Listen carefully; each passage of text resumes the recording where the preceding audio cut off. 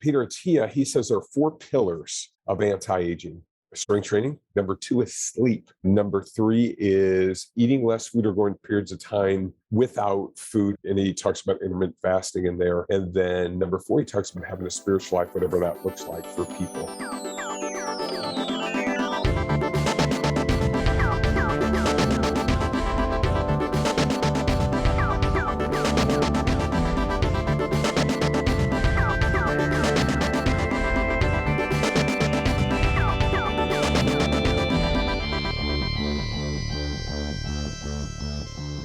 About to launch.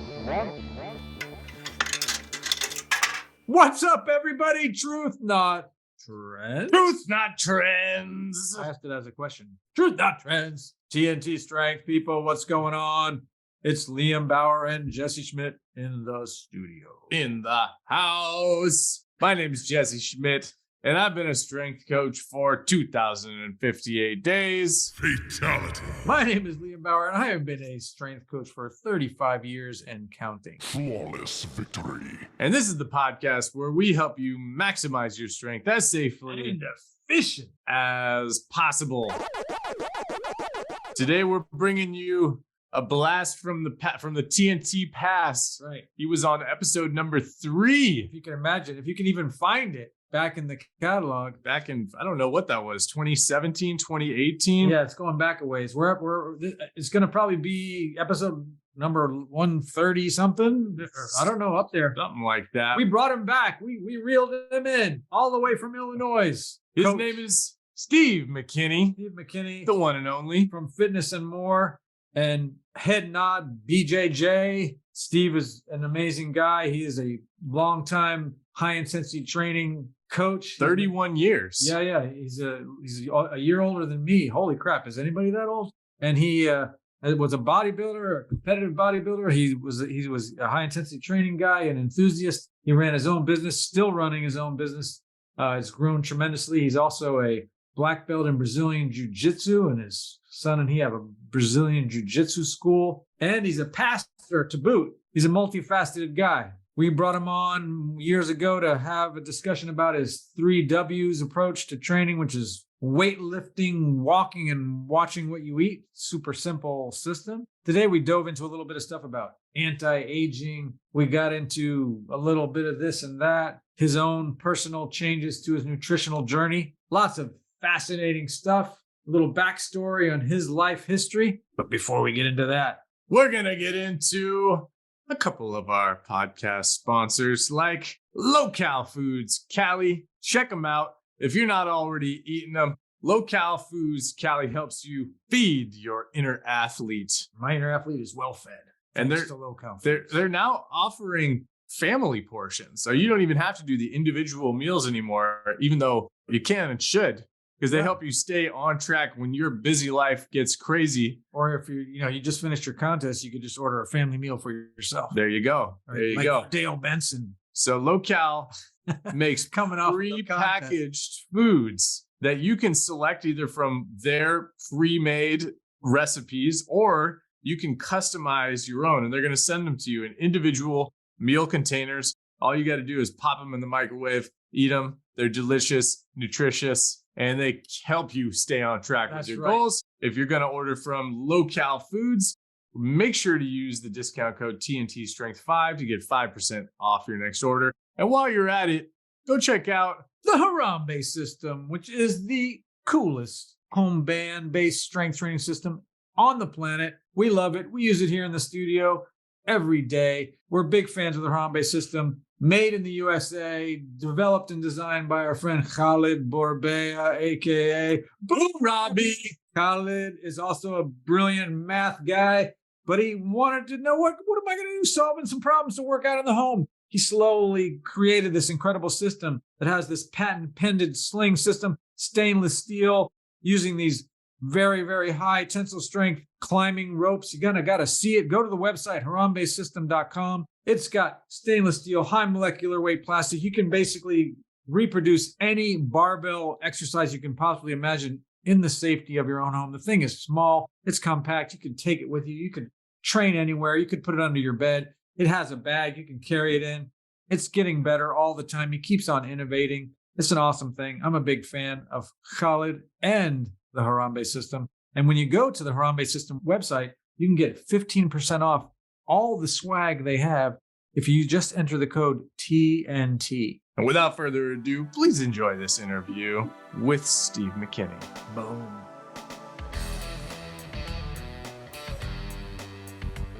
Ladies and gentlemen, live in the studio, dun, da, da, da, Dr. Steve McKinney, AKA, I don't know what your nickname would be. Just coming on. First of all, welcome back. Good to see you. Always was my pleasure. Great to be here. Super excited to have you back. Just before jumping on, I started seeing all this other stuff you guys got going out there. Your son and with the BJJ website and all the little offerings. Looks like maybe they're courses or something that you can sign up for. Head nod something, and then there was another thing like I suck at jujitsu or something. That's his podcast. Yeah, that's awesome. Yeah, he's been doing that for a while, and then we put together just a marketing campaign for the gym. And just to get people in. So it's actually been going really, really well. They have a ton of students in the gym now. So that's it's always fun. Is that like his full-time gig now? Yeah, that's what he does. And he still competes and still does podcasting. But yeah, runs the jiu-jitsu side. I run the personal training side. And I help on the jiu-jitsu side as well.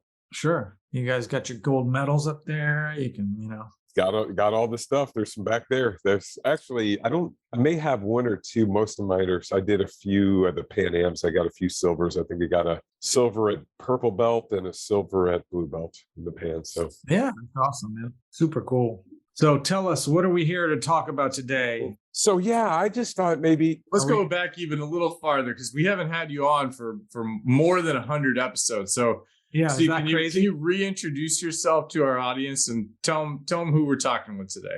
Okay, so I own Fitness and More. I've been doing personal training for 31 years now. And so I started in my backyard years ago. I had a garage back there, a little garage, started that business back there, invited people in. It was just kind of a paid gym at the time. And then everybody would ask me, hey, write up a routine, do this for me, or things like that. And so I would do that back then. Big Mike Mentzer fan, the whole high intensity group back then. And then just kind of morphed from there into more standard HIT and just started training my clients like that. So been doing that for a long time, run the jiu-jitsu school as well, run a church. So yeah, stay really, really busy with doing a lot of different stuff. And how long has it been since we first met? I feel like it's been at least 15 years at this point.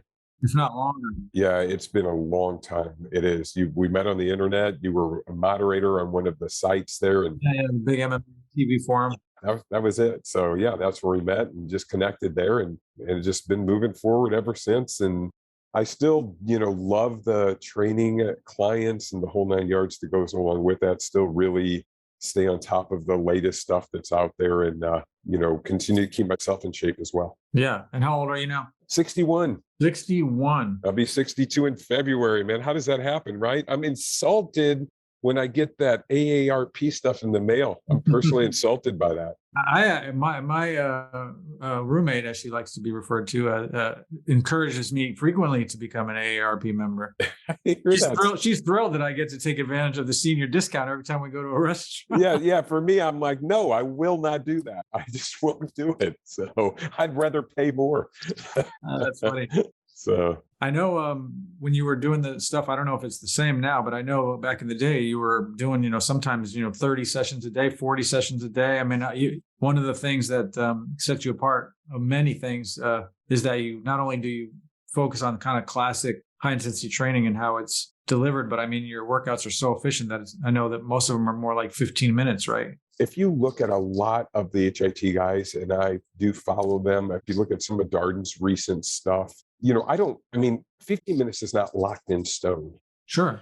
But, when you are moving from exercise to exercise with very little rest, trying to create that, that, as McGuff put it, global metabolic conditioning, honestly, it doesn't take that long to go after. It's quite interesting. A lady in the other day, and she trained hour and a half a day, and she trained 5 days a week. Super nice lady. So brought her in and took her through a set of abs, a set of pull downs, a chest press, and then she got to the seated row because I like to go push pull in between, so that your muscles get a little bit of rest. I got her to the seated row and she looked at me and I thought, ooh, yeah, she's got that feeling. And so I just said, He's hey, gonna pop.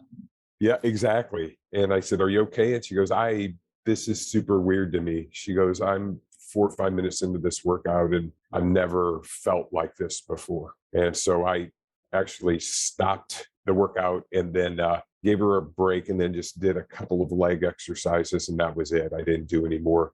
And then, as she came in again, I slowly would build off of that. Sure. But I just really find that it's, for the average person, it's efficient. It works. I get results for people. They feel better. And so, yeah, that's why I go with that. So it's kind of a little niche in what I do. It's my 15-minute thing. And I have a couple trainers that work for me. And so I've trained them to kind of follow through. I still use our time static contraction stuff that we bought that one rep gym a long time ago. I had a college group kind of put together a program for me where we can measure it, and I got it cast up on the wall so you can actually see what's going on a TV screen on the wall. So you actually see what's going on in the middle of it. And we have a way to store it and measure everything. And so it works out really, really well like that. So I have to write it down as kind of a whole computer setup with that. So That's very cool. yeah, so I use all those things in the middle of it. Yeah. I know you utilize the static stuff quite a bit. So we'll have to definitely dive into that a little bit more. I remember when we met, it was actually when you put out your program for MMA training. Still have that program. One of the things that I appreciated about it, because you had that video that demoed people going live through these workouts. High intensity training is one of those things, kind of like the woman you just mentioned. You have to experience it in real time to really understand it, because even if you watch someone like some of the guys you were working with, these are guys that are now experienced and conditioned and so forth. People watching, they don't really get it. They're like, okay, yeah, that's interesting. He just did, those 12 exercises and it only took 15 minutes. But they don't realize that he's going to failure and moving quickly from set to set. And, barely, taking like 2 breaths and bam, he's right to the next thing. And they don't understand that, a normal person, as like this woman, they'd probably be getting sick within like 3 minutes. They can't handle that level of output. Yeah. When you're watching somebody who's experienced go through a high intensity workout, it almost looks like they're not tired sometimes because they just move so efficiently. They don't have time to sort of collect themselves. So it's only after the workout's over that a person, you might see them, lay down on the floor or something like that. Yeah, we actually had a video of Jesse that I put him through like a big 5 way back when. And it just worked out because we were in a commercial gym that was packed, but it just worked out that nobody got in the way. And we were able to just literally just go to failure and go right to the next station, and the only time rest he had was the time it took him to get up and walk to the next piece, I think it was 7 minutes long. Yeah. And, isn't that crazy? That's crazy. But man, oh man, I have on Mondays, I have a group of jujitsu guys and they're my son and several other competitors, 4 or 5 of us, we get together and I design the workout. We put some music on it. I don't instruct. I just kind of say, hey, we're going to work out together, but here is what we're doing and how we do it. So I've showed those guys how to do it, emphasize the negative, go slow and controlled. At the end of that, they're just like trying to recover from that. And then what I recently did for them, and I did this for myself, but I involved them and they love it now. But maybe a year or so ago, I thought to myself, I want to be able to run a sprint again at 6. It's just a little goal, nothing major. I wasn't going to get in any competition, but I'm like, I want to be able to run a sprint again. So I'd go outside and try to run a sprint. And I'm like, oh, this is not working well. So I started working on that. And what I did was because I remember Kelso talked about the only like ballistic stuff that he recommends was sprinting because it's just so good for your body. Sure. So at the end of a workout, I would go outside and I didn't run sprints to begin with, but I would stride. And what I mean by that is I would try to increase the stride every time of my run. And it took me about 3 or 4 weeks. And I had the stride, it was increased. And then I started trying to add some speed to that. Now, sprinting for a 61-year-old, when I say sprinting, I say sprinting. So it's kind of in quotes, you're not going to be running super fast, but I can sprint now. Yeah. Right after we train, I always take those guys outside and we run 5 sprints. I have 3 different protocols that I use for them. And I just try to mimic kind of I think of it as a jujitsu match. So if you're going 15 minutes hard with the weights, you go do your sprints. But I only have them train once per week. And how I've been doing it, I have them once per week with me, and then I design a workout that they can do once for themselves. Some of them just do the once a week training. There's a couple of them that recover a little bit better. So I always just say go 2 weeks at 2 and then do a back off week. Just go one that next week, and then just it's kind of a decondition week, and then come back up from there. And that has worked out, rather than just grind straight through, that has really worked out well. Yeah, noticeably stronger. And jujitsu is really demanding. Obviously, people who don't do that, they don't understand how demanding just wrestling of any kind is. But talking about metabolically challenging, right? So it's incredible how it's a total body effort, right? I mean, it can be just incredibly challenging. So that kind of training, you don't really need too much extra strength training because you're already, doing stuff all the time. You're trying to strengthen your body so that your joints are still intact from training, and it does help you avoid injury. That's the whole idea behind it. These guys who are doing jujitsu, and of course, I'm assuming they train it quite often, especially when they're passionate about it. I feel like that's one problem with a lot of these jujitsu guys is they don't really know how to not go hard, right? Like they need to like especially if they're getting ready for competition or whatever, they need to have days where it's just purely tactical and technical stuff, and they're not really, and maybe positional, all kinds of things, not just always trying to grind and roll hard. You are 100% correct. Yeah. I mean, I was around those guys, as you know, for a long time. Yeah. And they just go, a lot of them just grind and they're always hurt, and you're going to get hurt. There's just no way around it. Yeah. It's just how it works. So it's a contact sport. You may have heard that episode we did. Actually, I guess it just dropped this Monday, right? The one we were talking about sort of how to wrangle sports performance with, safe, efficient training. We're using Jesse's stuff as an example because he does the Ninja Warrior stuff.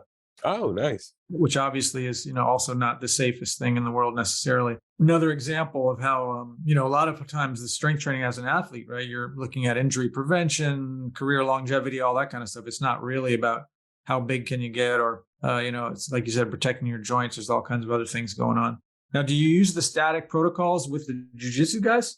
Only if there's an injury that we have to work around. There's a couple of them that I do, like there's neck issues. So what I'll do is the overhead press. I put them in a position where there's no pain, and then record that so that they know what's going on there. So I can record that with just a click of a button. And that way we get a kind of an idea of how strong they are with that. Because it might also be interesting to, do it as like a anytime people come in, or maybe have testing time when people are relatively healthy, get that data. And then if something's going on, then you can come back and check, well, what was my best? I did a 200-pound overhead press, and now, you're complaining about this thing, and whoa, look, your overhead press is down to 87 pounds, right? Like clearly something's going on, right? Can we get back up there or close to where you were? And you could do that too with clients. You bring them in on that first day, do that testing, and then maybe 2-3 months later, retest and see where they're at. Yeah, that's awesome. Yeah, so you do see results with that. So it's pretty cool. Yeah, I can only imagine. But yeah, and so for you at your age though, Liam, do you notice how does your body respond to training comparatively when you were younger? What is your take on that? Because I'm like, anti-aging is my thing now. Sure.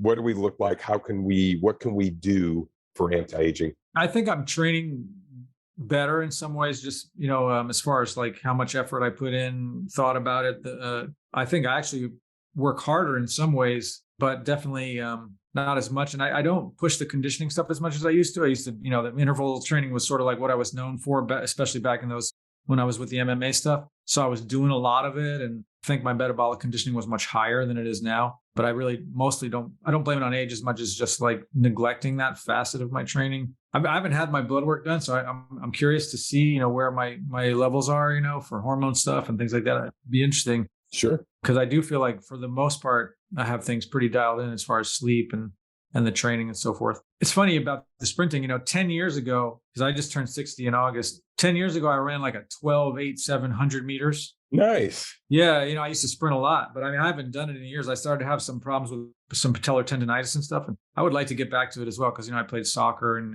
I miss all that stuff, especially with the World Cup going in the background. I feel like my performance is not bad. It's hard to judge. I definitely am not in some areas. I'm definitely not moving as much weight as I used to, you know what I mean? Oh man, I noticed a huge difference with that. But I feel like I'm still able to work hard. I mean, and in some ways, I think I actually work harder, than I used to. Maybe like I used to stop sooner. Now I will like dig in and try to get those extra, few seconds. So when you guys train your clients, so like one of the things that I've done recently is just more mind muscle connection. I guess that's the easiest way to put it. Do you guys emphasize that a lot, or do you just look at slow controlled movements? Because I mean, there's both ways to go about it. I just try to avoid a lot of bracing if I can with clients and just try to say, hey, listen, we're going to go through this range of motion, keep the muscle under tension for this period of time.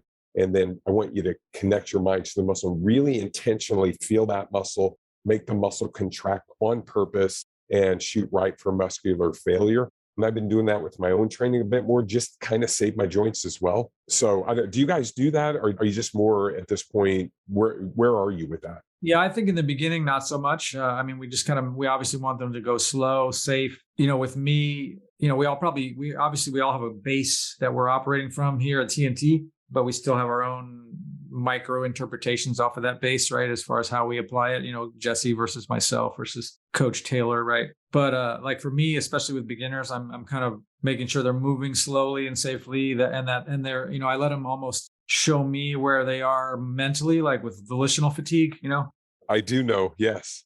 And I don't necessarily try to make sure they go to failure on the very first day or the very first workout or whatever. Every time I just go, I watch and look for those signs of effort and digging in. And then I'm like, and I often am telling them, sort of stop when you feel like you've had enough. You know what I mean? Yes. And then I let them show me like, this is where that is for me now. And then I want to teach them that line was far sooner than it needed to be, right? And help them push against it. But I would say I don't emphasize the mind muscle connection stuff that much. Depends on how long they've been with me and how they manifest. Everybody's different. What kind of questions they're asking.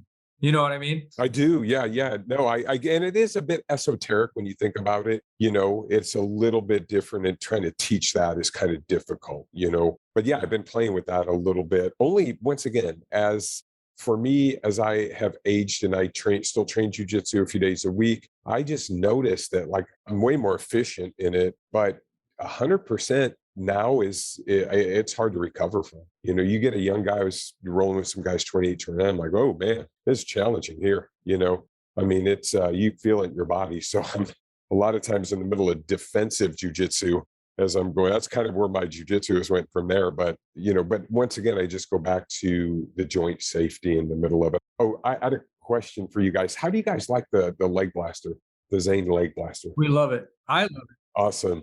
Yeah, we have a good time with it. We do a lot of J reps and tri reps, and it's humbling for a lot of people because the holster or whatever you want to call it. Desmond's shaking his head. He don't like that leg blaster. He gets tortured on it. Desmond also trains with us. Okay. It's kind of funny because the mechanism itself weighs 25 pounds, right? And for some of our female clients, I mean, you might not even need 25 pounds on each side. Like less than 75 pounds is probably enough for them to reach muscular failure in 90 seconds or less if we're doing tri reps or J reps or just a slow tempo even. And for our male clients, I mean, it doesn't take that much more. Like a 45 on each side is probably more than enough, especially if they're pre-exhausted with something. So we do a lot of pre and post exhaust with the leg blaster. We treat it differently. The whole sort of game within the game of squatting, if in like the traditional gym setting is like, right, just try to bump up your 1 rep max or maybe your 5 rep max or 10 rep max, and with the leg blaster, we're not really super concerned with that. I think the capacity of the thing is only like 200 pounds or you can put maybe even less than that. Like 500 pounds on there, but yeah. Can you? Yeah. So, but most people don't need more than 200. That's a lot for a leg. It is a lot. Yeah. And so tri reps, how are you guys applying that? Tell me how you apply that. So like basically, if you imagine you're on there, I would have you, step in, toes right up against the front. Okay. Yep. Push yourself all the way back. So you're sort of at that slight back. I know exactly what you're talking about. Yeah. And so as you squat, your back's basically vertical. So we have you go, all the way down. So ass to grass, right? As low as you comfortably can. I try to squat when I do it. I try to go all the way down until the harness actually hits my thighs. Okay. Yep. So as low as I can comfortably go. then which is definitely below 90.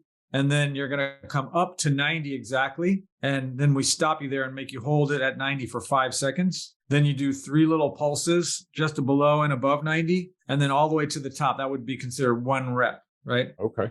So doing those reps, each rep takes about 15 seconds, give or take. So And you don't rest in between reps. yeah, You yeah. go right As soon as you from- get to the top, you're going right back down, ass to grass, I would then try to back get to the people hold, Try right? to focus on not locking out knees at the top so that you're Yeah. really forced to. I mean, it's a really brutal, torturous. No, type. I'm going to have to add that. I generally do J reps with them. I'll do top, bottom, but no lockouts on each one. And so I'll so add that. I love it.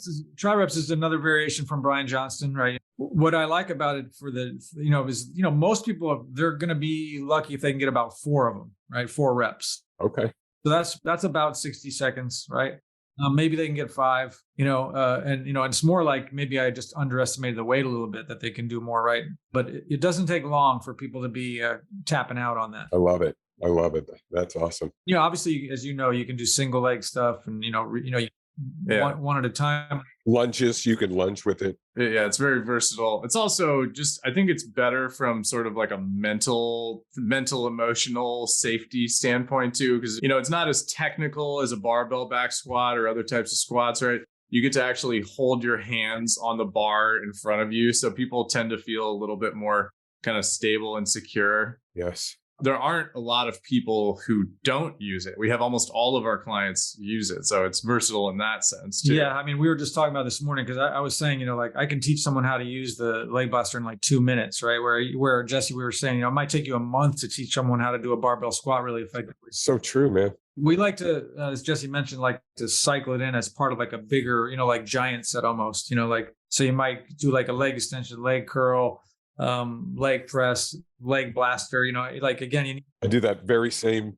thing. So if I'm doing if I'm starting with legs, I'll go calf raise, leg curl, and then I'll go leg press, and then I'll go leg extension squat. Then I'll add a time static contraction abduction, because that seems to balance people out pretty well and avoid hip back pain. Obviously clients that I work with are a bit older.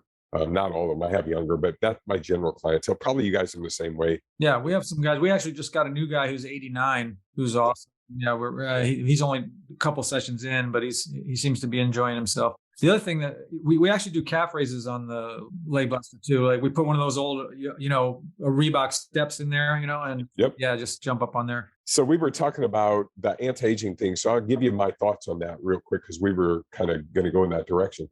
Yeah. I listened to several different guys on anti-aging. One is Dr. Peter Attia. I don't know if you've ever listened to Peter Attia. He's got a good podcast. He's a physician. And then another one is David Sinclair. He's very good. He's been on Joe Rogan. And I think Peter Attia, he might have been on Rogan as well. And then obviously Clarence Bass is an anti-aging guy without saying he's an anti-aging guy. Sure. Peter Attia, he says there are 4 pillars of anti-aging. And his are strength training. That's his number one thing. Number 2 is sleep. And I think that's one of the things that people really, really miss when it comes to hormonal levels and things like that. Number 3 is eating less food or going periods of time without food. And he talks about intermittent fasting in there. And then number 4, he talks about having a spiritual life, whatever that looks like for people. David Sinclair says the same thing, but his thing is having a support community. That's, I think, his 4th thing in the middle of that. And so with what we do, the strength training that's locked in for us. We've done that our whole life. And so that to me is simple. I personally, I still have my 3W approach to fitness. I think I've told you about it: weight training, walking, watch your diet. Sure. Every time I do a public speaking thing, I talk about that, the benefits of each one. Every time I have a client come in, I'm like, here's my system. This is what to do. And so in the middle of that, what I have people do is I go back to and I learned this from Darden years ago, reading his stuff, is to walk for 30 minutes within 15 minutes of your evening meal. And what he says is it increases, provided you're on a, calorie restricted diet, but on any diet, it's going to increase your metabolic rate by 25 to 30%. And I don't have data on that other than his data. Right. And he's a pretty sharp guy. However, I explained to you guys what I've been doing with diet, and I give you a little background on that, because we talk about the protein intake and things like that. So at 59, I'm like, I'm going to get my body weight below 10%. So I worked really hard. I did that, but I, really, really low carb, high protein. And it was absolutely miserable. I hated it. It just inflamed my colon. I mean, not to be oversharing with this, but flatulence was a big part of a high protein diet. I don't know if you guys deal with that at all. That's interesting. Were you doing a lot of like protein shakes to hit your protein numbers? No, I was my protein.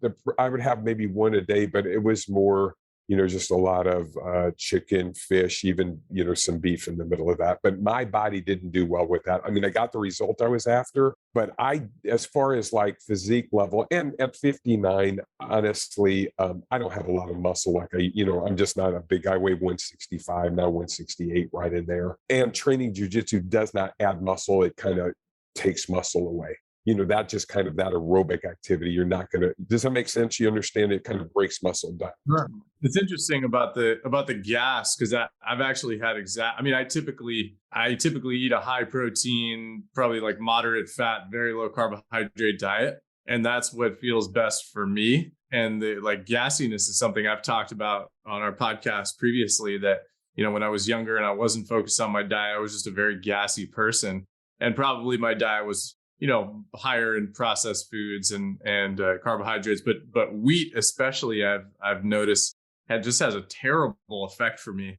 I'll overshare a little bit here and match you with a story. But I remember in college, I took a diet and exercise class, and the professor, was talking about how eating whole wheat is better than just like refined flour. And so I would make whole wheat pasta, and I just started eating it all the time, and I just got super gassy, to the point where one day I was in the store and I went to the pharmacist and I was like, "Hey, look, I have a question for you. I'm like, I got all this terrible gas," and they got right to it pretty quickly. They're like, "Well, is anything, doing anything new with your diet?" I was like, "I'm eating lots of whole wheat." They're like, "Do you want to stop?" I was like, "Yeah, I guess I could try that." So anyway, I guess what your point you bring up really points to that. There's no one size fits all diet plan. Yeah. And I think enzymatically, your body adjusts to things at times, but other times it doesn't do as well. And so I was super, like I said, low carb, and I stayed on that for a while. You looked pretty shredded. I remember the pictures. Yeah, I was very, very lean, but man, it was I couldn't, it was just miserable. So fast forward, I am eating one day and I'm like, oh, my cap fell off of my tooth. So my dentist is next door. I go over, Roger, hey, can you put this back on? He goes, man, you just don't have enough tooth. You have to get this tooth extracted. Now, once again, I'm super low carb at this point. And so I go get the tooth extracted. It was a horrible experience. I'm terribly stressed when I go to the dentist anyway. So I'm lying in the chair. They're going to start, pulling my tooth. And so like my blood pressure is always pretty good. My pulse rate is ridiculously low. It's like 38. And so I'm watching my pulse rate, watching my blood pressure, and he starts yanking on my tooth and I'm sweating profusely and I hear it cracking and popping. And all of a sudden I just kind of feel things closing in on me. And I look and my blood pressure's dropping. My pulse rate's like 35 and it's dropping. And here was my thought, oh no, I am not dying by tooth extraction. I am not having this on my headstone. So anyway, I came out of that. It was really, really, painful. Came home a few days later, go back. I'm like, okay, it's kind of healing up. I'm going to go back to eat meat. Well, every time meat would get caught in that Grand Canyon of a place from that, it feels so big and it's like super irritated. I'm like, you know what? I'm not doing this. I'm going to just go on a different diet. So I went to more of a kind of like the Clarence Bass kind of thing, more flexitarian. You can have meat, but more whole grains and fruits and vegetables and those types of things. And so then I began to read more and more on that. I don't know if you guys have ever read Barbara Roll's book on volumetrics. She wrote a book. She did her study was on at Penn State, and she wrote a book called Volumetrics. And so she just talked about how to lose weight without starving and how to keep it off. And so I just started going in that direction. So I'm about 3 months into that, and I'm like, man, my joints feel better. I just feel better. So I just start going with more high fiber, low fat, less meat. My family loves to joke about that and call me a vegan. They just, when we go out to dinner, they'll they'll always say, "Hey, is there a you guys got a vegan option on your menu? We're just asking for a friend." So I have to go through all that. And so I just don't eat as much meat as I used to. So I went through like 8 months, and then the implant was put back in. But I thought, I have my yearly physical coming up. So I'm going to see what my blood work has done. So I just stayed with that program because I felt good also. I just felt so much better. And my blood work, cholesterol was down, which you would expect by eating, a bit less meat, but it was never really high. But overall, my blood work was great. And so I just ran with that. I just use it, and I feel incredibly good. And so I still intermittent fast. And so I have a window of time that I eat in. I was going to ask because I know that you have done a lot of the time restricted stuff. And so are you still kind of doing the OMAD, like one meal a day, or? Yeah, it's more in that. It's more in a window of time. It's not just one meal, but it's more in a window of time. Now, here's what's interesting. I used to measure ketones on the low carbohydrate diet. You're looking at that as a feedback measure, correct? So you're looking at that. And I thought, I wonder if you can get into ketosis on a higher carbohydrate diet. And so I started measuring, and lo and behold, the fasting itself causes ketosis. So I can still get into ketosis. I'm probably in ketosis right now because I haven't eaten in a while. And so those ketones are still being burned in the middle of it, which was kind of surprising in the middle of that. So my diet now consists of high fiber. And so when I train my clients and talk to them about diet, I talk about the hormonal response to food. And I'll draw a picture on my little board when I bring them in. And so I just make a little funny face with the brain, and then I make your stomach. And what I tell them is, I'm like, look, okay, here's how hormones affect your hunger levels. So when your stomach gets hungry, it will release a hormone, and the hormone's ghrelin. It means that you're hungry. It's our way of saying, hey, I'm starving. You got to feed me. That's a very fast-acting hormone, and it releases relatively quickly when you're hungry, and that signals in your brain, so it's hunger. And then I draw a picture of calorie-dense food, just like a little square of a Snicker bar. And I say it's a 100-calorie Snicker bar, and then I draw a picture of what I call nutritionally dense food, which is an apple. So when you're looking at nutritionally dense food, what you're looking at food that's high in fiber, high in water, and high in nutritional value, which apple compared to a Snicker bar is obviously a big difference, but I'm making an extreme point. So then what I tell them is, like, when your stomach gets full, it releases a hormone called leptin, and it signals your brain to say, I'm full. But that hormone takes about 45 to 60 minutes to be released. So I just draw a picture, and I put 4 little squares in the stomach. I go, this is a calorie dense meal, and we're calling it 400 calories just for the sake of an example. And so, but that in that 400 calories, you'll release the leptin, right? So then I erase that out, and then I put a picture of the apple. The apple, because of the volume of it, will also fill your stomach up, because your stomach doesn't know calorie count, it knows fullness. So it will also release leptin via the stomach being full to your brain. Now, here's why I tell them to walk within 15 minutes of eating dinner, walk for 30 minutes. That leptin signal takes about 45 minutes to an hour to be released. If you get up and you have a 15-minute, put on your clothes, whatever, and you walk for 30 minutes, well, lo and behold, you've just hit 45 minutes on that. And now when you come back from your walk, your body, the leptin's been released. And so your body's signal is like, hey, I'm full. So by doing that, what I say is, like, that's 400, you save 300 calories. You eat a 100-calorie apple as opposed to 400 calories of a Snicker bar. So the problem with fat loss for most people is, first of all, it's way too restrictive. They restrict calories way too much, and they try to lose fat too fast. Does all that make sense? Yep. And so then what I tell people is, like, look, you will then go through this period, because this is what happened to me, when I stopped eating a low carbohydrate diet. You'll go, and because I would, eat some junk food on occasion, but you'll go through a period of almost depression. And here's why. I was talking to a client the other day. You mean when you're going low carb, you mean? When I went from low carb to less processed food. Now, I'm not knocking low carb at all. Sure. What I'm saying is, in my low carb, I would take a day off and I'd have some processed food. Okay. like some junk food, just a junk day or whatever, and just kind of get back on it from there. Because it's kind of hard to stay that strict for a long time.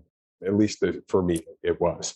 So I was talking to a client the other day. They go, well, how do you feel full and satisfied? I go, there's two different things. I said, feeling full is something you have to understand, because most people don't have I feel full. They just don't. They don't know when they actually feel full, because there's a difference between fullness and satisfaction in the question that was asked. And here's what I mean. I was watching a little kid, and there was a stack of pancakes. They brought him a stack of pancakes with powdered sugar on the pancakes, and they had bacon and eggs on the side. The first thing he does is takes his hand and puts his hand into the powdered sugar and licks it. Immediately, he's like 3 years old. I saw his other hand clench up in a fist, and I saw his body quiver. It was the weirdest thing. And I thought, so here's what happens. When you eat sugar, your body releases dopamine into your brain. That's where food addiction comes from. Food addiction is no different than drug addiction in the sense of it hits that pleasure center. Does that make sense? Nope. And so when that sugar hit that little guy, he is really still at that age of real sensitivity. And so it's going to happen to him faster. So going back to the conversation, the difference between fullness and satisfaction sometimes, or a lot of times, more often than not, is more the response of food addiction and dopamine in your brain being released through processed food. And that's how you get hooked on processed food. You get hooked on sugars and things like that. And every client I talk to about that, they'll go, yeah, after I eat dinner, I always have to have a dessert or something like that. And I'm like, that's because that's where the addiction comes from. So you're using your food to release this stuff, to create these chemicals to make you feel better. And over time, it becomes this addiction. And then you're a victim of that. You're getting a hit. Yeah. And I do think certain people are more susceptible than others too. Myself as an example, I'm a terrible sugar addict. Admittedly, last night we had dinner and my girlfriend goes, do we have those peanut butter cookies? I was like, no, I ate all those. I love it. He was like, when did you eat them? I'm like, I don't know. I just know that I knew they were here and I ate all of them, because I have an inability to moderate sugar. I get it. I'm not, certain people have, like you're mentioning, certain people are conditioned to, after they eat a meal, they need to have something sweet, or after dinner comes dessert, right? Because they're just in that sort of, that's just like a normal, because their family did it growing up, or because whatever, they go out to eat a lot, and dessert's the course that gets offered after the entree. Now for me, how I go about my diet, and it's been super helpful for me in that I don't cheat a lot anymore. I feel really good. So I'll break my fast every day with I have some almond milk. I have a couple of scoops of Muscle Tech protein powder and frozen fruit.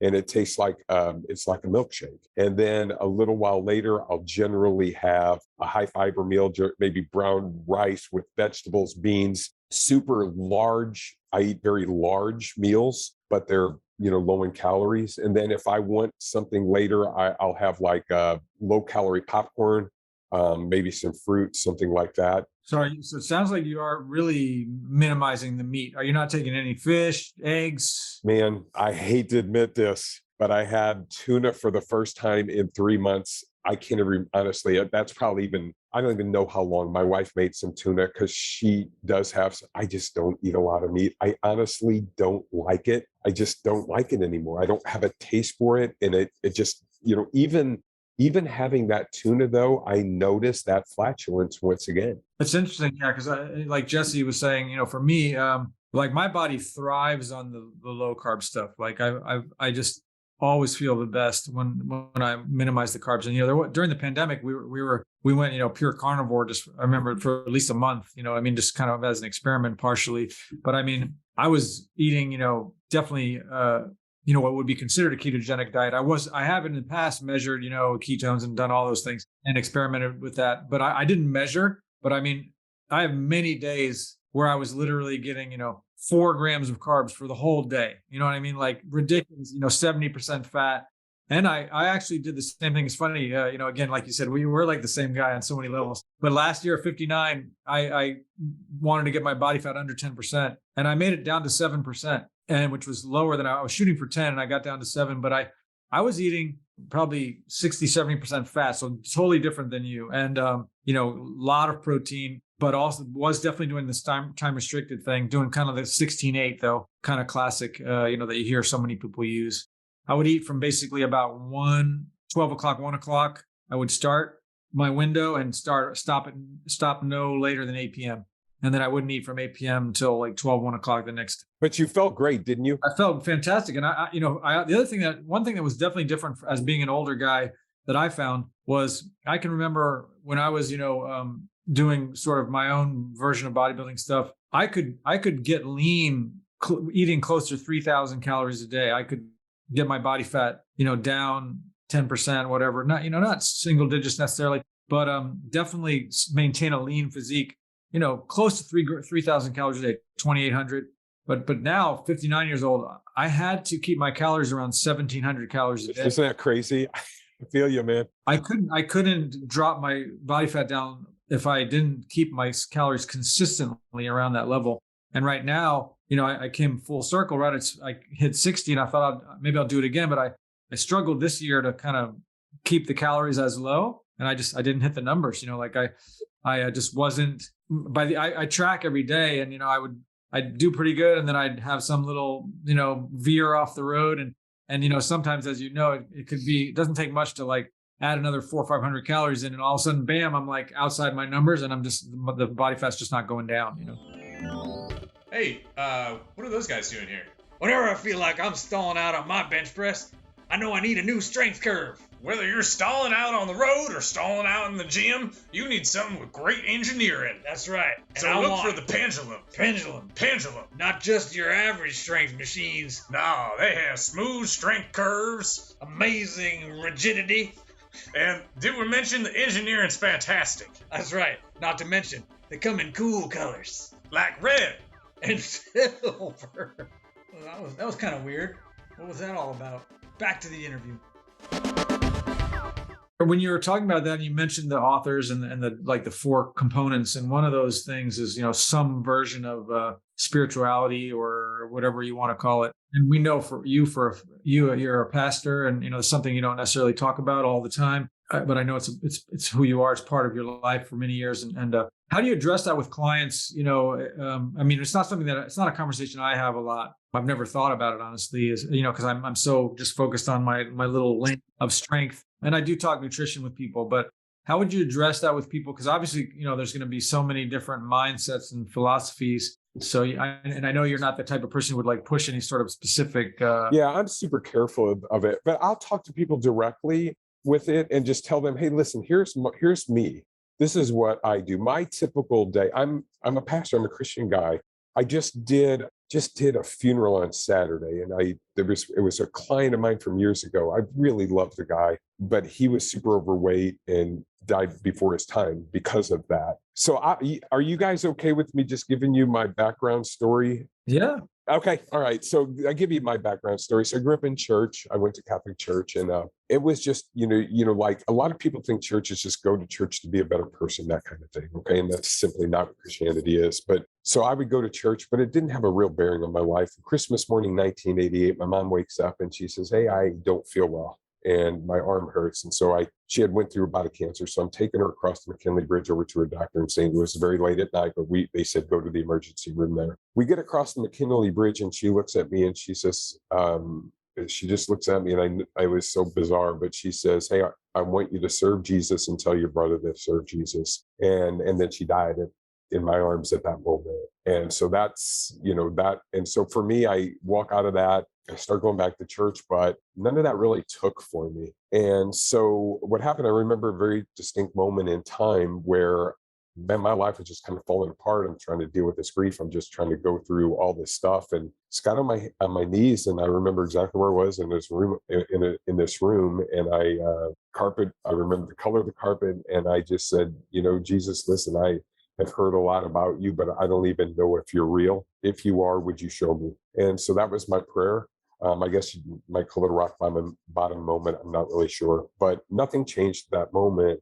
And I just noticed a few weeks later, the way I looked at the world began to change, and something happened at that moment. And so then through a very circuitous set of circumstances over the years, I would go to church from the church I really enjoyed, started reading the Bible. And then for me, I would I would lead small groups of people and talk about those things. And I'd be asked to do funerals and different things like that. And it just kind of morphed into me being a pastor. And so now I would say that when people come in to my personal training business, I never force any of that. I rarely tell the story unless I'm asked. I would just say, listen, whatever that looks like for you, whatever that looks like a spiritual life for you. And then the conversation generally will go into, hey, I grew up in church, I don't go anymore.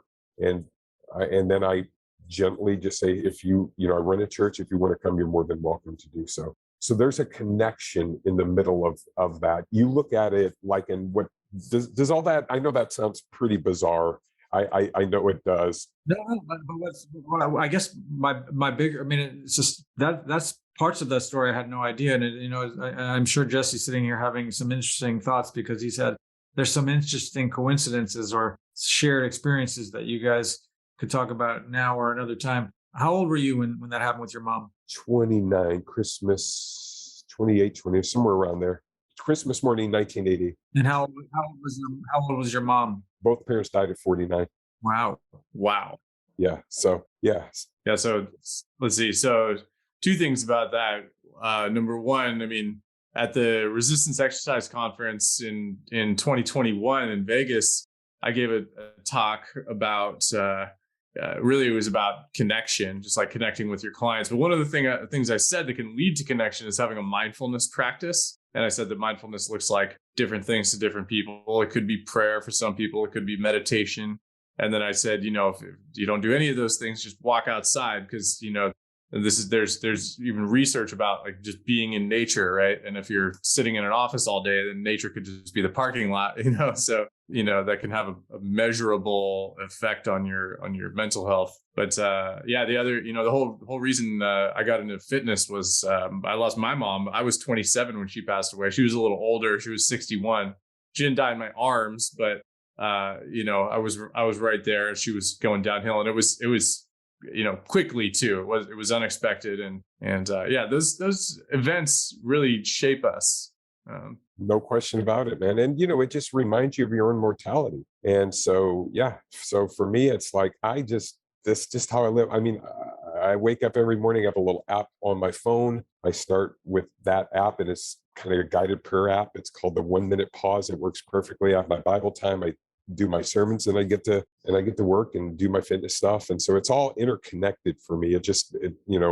And so so like I said, for me, I have all kinds of different people come in from different backgrounds, but I never force that on anyone. For sure. Because I always just look at it as, that you have to find a way to sort of revel in your own way, whatever that is. I don't come from a religious background at all. My bigger family, I have a very large extended family because I, hundreds of cousins and because, Catholics, my mom's sister had 8 children and one of her children had 12 children. And I have so many cousins. It's just mind bending. But in my immediate family, I think my mom kind of rebelled against that, I think, and sort of had us more kind of figure it out on your own. You know what I mean? Like didn't push specific, like, whereas all my cousins went to Catholic schools and military schools and Sunday school and all that stuff. My mom was like, you kind of do your own homework on stuff, and didn't push any of that stuff on us at all. And so, I have my own views on a lot of these things, but I guess my bigger question was obviously not everyone that comes to you is going to be Christian. So, and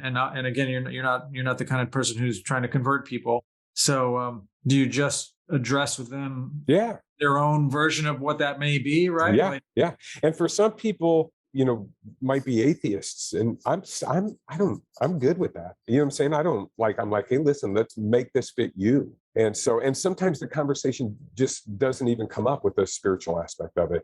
But I just talk about that 30-minute walk outside, really, really does help people. Now, if people ask me, I love sharing and I love talking about it and, those types of things as well. So now are you consciously addressing with your clientele the concept of sort of anti-aging? I mean, is it like a topic Always. openly discussed? It's my thing. Okay, got it. It's my big thing. Yeah, because it starts at 35. That age-related muscle loss starts at 35. It really does. And so I'm recording. We talked about writing a book, and I'm just every day writing on that. All my thoughts after this period of time, you kind of say, okay, this works, this doesn't, and then you incorporate your training into that. And so when I'm not training jujitsu, I might go 2 or 3 days a week, and I might do a little more freestyle bodybuilding because I love doing that. Training for the pump, chest, shoulders, and triceps on one day, J reps, all those methods. Still short, high intensity workouts, but I just do them a little bit differently. And then back and biceps on the next day and legs on the next day, on the third day. So I kind of still do those types of things as well as far as training goes. Yeah. And that could be 3 one day, 2 the next, 1 the next. It's all freestyle stuff. Yeah. From there. So, but yeah, incorporating those methods into what we're doing and how that connects, it just works perfect. So are the pillars similar, like the pillars that you're pulling from your own exploration? Is some sort of fasting, time restricted stuff? Yep. Is one of them, right? Uh-huh. Obviously, strength training we know is a cornerstone. Sleep is a big deal. Sleep is like the thing. Right. Sleep is where everything happens, right? It's where the Yep. hormones are getting a chance, it's, stress, growth, recovery. And I was reading something on that the other day. I don't remember where, probably in one of my old Nautilus books, but Arthur Jones said, and I don't know if we have more data on this because I haven't looked at this, but he said muscle growth literally, and he wasn't like dogmatic about this, but he said muscle growth literally happens within a 10-minute period of time of that deep sleep, that REM sleep state, that really deep sleep state. That was his conclusion on muscular growth. And if you're not getting that regular sleep, your body is going to break down. It just is. And that's why routines are great. But if you get married to a routine and you're not getting enough recovery, you're going to end up with an injury of some sort. It's just kind of how it works. Or you're going to just be feeling miserable, because the people who sleep best and are consistent with their diet lose fat much, much easier. Yeah, and that's been consistently shown for years, right? That when your sleep is better, gaining muscle is easier, losing fat is easier, all those things. It just sort of happens more naturally, if you will, just by adding sleep, right? Like if you're having X amount and you go X plus 5, right? Everything, all of a sudden, well, I'm losing more fat, I'm gaining more muscle. And there's no doubt about it. Getting the naps in, little things that tiny. I do a nap daily. There is a guy who's a Cal professor. His name's Dr. Matthew Walker, who wrote a book called Why We Sleep. I don't know if you've read that. I haven't, no. Yeah, one of the big takeaways from his book for me is, he talked about like there are a couple of things related to what you brought up with sleep. Number one is, that our body runs on these circadian rhythms, right? So our we have like sort of an overall circadian rhythm, which is, most people get tired, in the evening, some people get tired a little later, and then we're sort of pre-programmed to want to wake up at a certain time. Some people are earlier, some people are later. And then on the more individual level, right, our individual organs have their own circadian rhythms, so Interesting. your pancreas is doing its work at a certain time, your liver, your kidneys, all that stuff is sort of operating more or less on its own schedule. So that was one interesting takeaway. The other one is that, and and we all know people who are chronically sleep deprived, Yes. and so which is really problematic, right? Because there could be a couple things that are causing you to be sleep deprived. It could be stress, it could be work, right? It could just be that you're not listening to your body's circadian clock that's saying, hey, it's 8 or 9 p.m. It's time to go to bed, and you're just staying up till midnight anyway. And you're just like, because like that, I do that sometimes. I naturally want to fall asleep around like 9:30 or 10 p.m. And let's say I stay up until midnight and I still get 8 or 9 hours of sleep. I'm still tired the next day. Oh yeah, that's because that's how my body runs. No, that's almost been shown universally as well. Yeah. That like the quality of the sleep is improved pre-midnight sleep, post post-midnight sleep. Yeah. You get the same 8 hours. But there are some people who are, they're late. They're But what's an interesting thing, which you don't hear these guys talk about, I don't know whether he addresses this, I haven't read this book, but if you take almost everyone, and you put them out in the woods, they end up getting up when the sun comes up Yeah, and going yeah. to bed when the sun goes Well, down. right. Like It's they don't a very logical thing. Yeah, right. Their body just gets into that rhythm, right? Well, so You're yeah, not going to go, oh, it's late. I'm going to build a campfire and stay up till 3. You know yeah. what I mean? They go to sleep. They wake up. The sun's coming up. They get up. They don't sleep in until noon. They just will get that rhythm. Yeah, he does address those sort of things, especially in regard to light, right? And Yeah. which is why I was curious, Steve, when we first came on, so there's an interplay between our hormones, right? So we need to have melatonin needs to be operating correctly, and there's an interplay between vitamin D and melatonin, right? So we need to get a bright light early in the morning, right, like a sunrise, and we need to get red light in the evening, like a sunset, right? And so if you're not getting sufficient vitamin D, that's another thing we sort of talking around early on, right? That can start to affect your sleep. But I want to mention the other thing too, that with chronic sleep deprivation that Dr. Walker talks about in his book, which is that every night we need to go through several REM cycles, meaning, right, we're not always in deep sleep, right? We have light, medium, deep phases of sleep. REM stands for rapid eye movement. It's when our body is, it's almost like rigor mortis, right? Our body's not moving. You can't wake somebody up out of REM sleep as easily. That's when we dream. And that is when our brain is doing the heavy lifting of recovering itself, right, in our body. So we need to go through several of these over the course of a night to really feel fully recovered. And this is the important thing.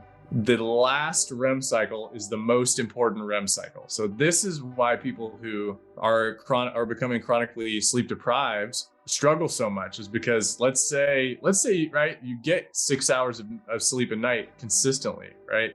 But you're missing that last REM cycle every time, right? It can impact you on a holistic level, right? If you're always missing that last cycle, even if you think, right, I'm doing pretty good, right? Which, yeah, 6 hours is better than 3, but we really do have to try to, and it, like you said, Steve, I mean, it can have a massive impact. People always think, they're always searching for the magic bullet of there's got to be some pill I can take or, whatever. There's got to be some simple solution to this. And there is. Just sleep full nights every single night. That's it. What are you averaging client-wise these days? I don't do work as much. I have my trainers do a lot of the work, but I'm probably doing 40 or 50 a week.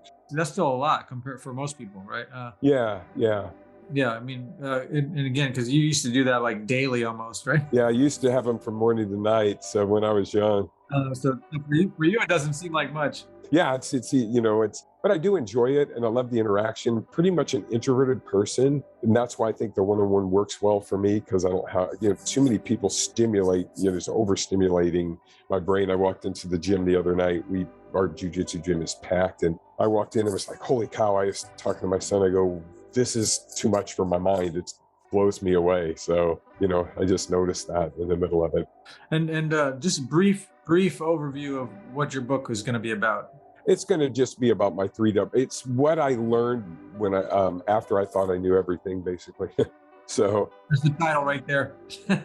Yeah. So what I'm doing with it is just going through explaining diet, how it works for me at this point, what I think's best for all the people that I've seen, still going through my 3W approach: weight training, walking, watching your diet, how to apply that, and then very general. And then I get a little more specific with question and answer and go from there. And then I have the new thing that we're coming out. It's going to be fitnessandmore.net/online. And that's going to be a paid site. I'm putting all my stuff in one site, and we're going to be driving people to that site. And then I'll do weekly live question and answers, and then put all the stuff over the years that I put together on that site. And so, and we're just going to market that across the country, across the world, and still have my local clients do that as well. So I do want to get that out there a little more. I still have your MMA program. Awesome. I love it. So yeah, so such a pleasure though, chatting with you guys. I love talking to you guys, and I learned a few things today too as well. So it's cool. Well, thank you guys so much, man. I loved it. Yeah. Thank you for coming on with us, Steve. Always good to catch up. Yep, man. And we'll be in touch and go from there. Okay. Yeah, for sure. Hey, listen, I got to run. I got to get to work here, but always a pleasure. All right. Say hi to everybody for me. Have a great day. Yeah, you as well. Thanks, Steve. See you guys. Bye. Boom, baby. What's up, people? Thank you so much for listening to this episode of Truth, not trends. That's right here at TNT Strength Headquarters, Truth Not Trends. Please, if you enjoyed this episode, subscribe, rate, and review us on whatever platform you're listening to us on. And don't forget to share with a friend. You can find us on the web at tntstrength.com. That's right, TNT Strength now coming to you in person at 5255 College Avenue in Oakland, California. You can call the studio 510-768-5421. You can also text us at 855-796-9905. Or shoot us an email at contact@tntstrength.com. And whatever you do, stay off of that stupid blue bubbly bosun. No bullshit. I like pizza. I like it. Bye, Steve. Good party. Mixed and edited by Desmond McNeese for We Mixed It, LLC. Go to whatsoundsawesome.com.